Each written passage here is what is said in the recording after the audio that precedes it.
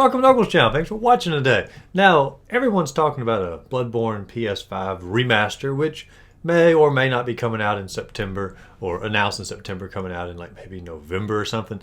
That's the current rumor mill on that. But we don't know if that's happening or not. But we do know something else is happening with Bloodborne. That's a remake in a different way, a demake of sorts. And it's Bloodborne on the PS1 or Bloodborne PSX.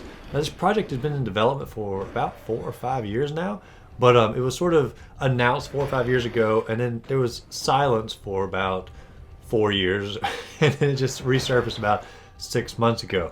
The developer for this project is Lilith Walther, and she constantly updates her YouTube channel as far as, new scenery, new texture, new enemies, and of course boss fights are coming out in Bloodborne PSX, and that is the title of this project, Bloodborne PSX, obviously Bloodborne from the title of the game, and then PSX coming from PlayStation 1 era. Bloodborne PSX. And it's amazing the stuff that she's come up with for this game. The textures, the enemies, everything, if you look at it, obviously looks just like Bloodborne, but also just looks just like the PlayStation 1 era. And it's surprising how well this game actually fits for this system. A lot of users are saying within the comments and such how this game fits naturally for the PlayStation 1, or the graphics look even creepier when it's done on the PlayStation 1.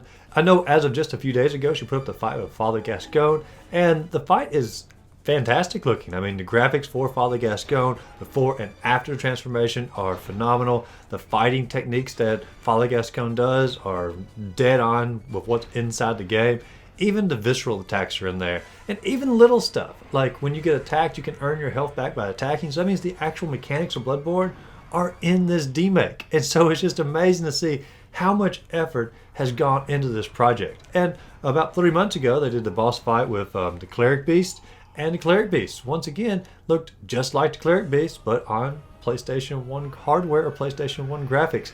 Even the soundtrack that goes behind it is a demake of the original soundtrack to go along with it. This game is looking absolutely amazing, and it's not just simply a test project or a test run to see what they're doing with the hardware or what they can do with it. They're actually going to attempt to go through the first 3 bosses of Bloodborne and make that its own little short game for fans to go through. It's similar to how Yarntown did it about a year or so ago when they redid Bloodborne as a SNES game of like A Link to a Past. But this game is obviously much more in-depth, and it's also going to go a little bit further than Yarntown did as well when it comes to the length of the game. So overall, this game is looking fantastic, and I suggest everyone go to Lilith's page listed down below and check out the full boss fights and the full texture and the full enemies and all the stuff that Lilith has created within this game. And of course, throw some support behind the project as well.